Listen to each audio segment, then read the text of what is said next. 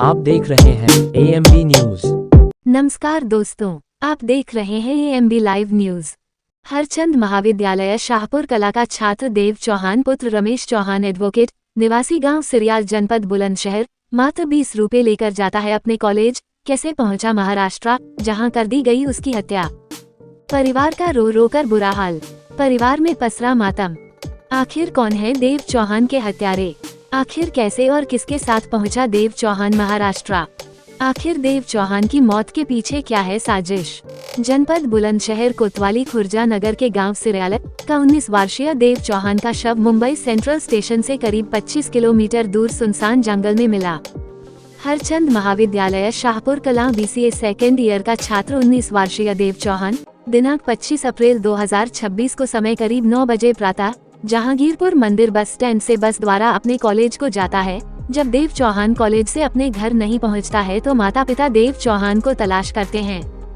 हर जगह पता करने पर देव चौहान का कोई पता नहीं चलता है, तो परिवार वाले खुर्जा जंक्शन चौकी पर अपने बेटे की लापता होने की शिकायती प्रार्थना पत्र देते हैं, लेकिन जंक्शन चौकी पुलिस की हिलाहवाली के चलते जंक्शन चौकी पर कोई कार्यवाही नहीं हो पाई और पीड़ित परिवार दिनांक 26 अप्रैल 2026 को कोतवाली खुर्जा नगर पर अपनी शिकायत लेकर पहुंचा, लेकिन खुर्जा में ट्रिपल मर्डर की घटना को लेकर गुमशुदगी के प्रार्थना पत्र पर किसी प्रकार की कोई सुनवाई नहीं हुई। दिनांक 27 अप्रैल 2026 को महाराष्ट्र पुलिस द्वारा देव चौहान के पिता रमेश चौहान के पास एक फोन आता है, जिसमें कुछ देव चौहान के बारे में बताया जाता है, लेकिन देव चौहान के पिता Ramesh Chauhan advocate cyber crime के चलते उस कॉल पर ज्यादा ध्यान नहीं देते हैं।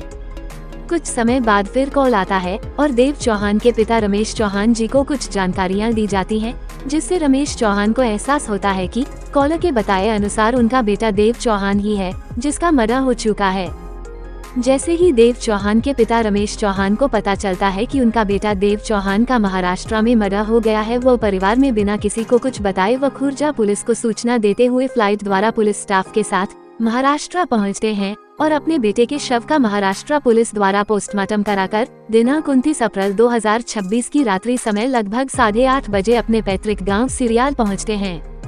जैसे ही गांव में बेटे का शव पहुंचता है तो हर व्यक्ति की आंखें नम हो जाती हैं और गांव में मातम छा जाता है।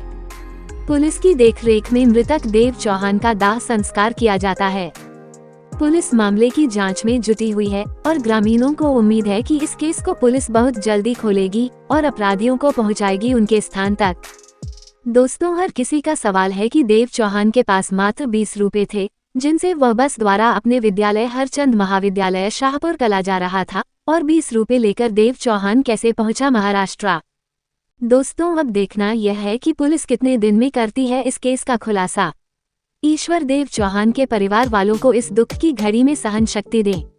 आखिर कौन है देव चौहान के हत्यारे? आपने सुनी AMB लाइव न्यूज की रिपोर्ट। दोस्तों, देव चौहान की मौत के पीछे क्या कुछ हो सकता है, कमेंट कर अवश्य बताएं। धन्यवाद आपका।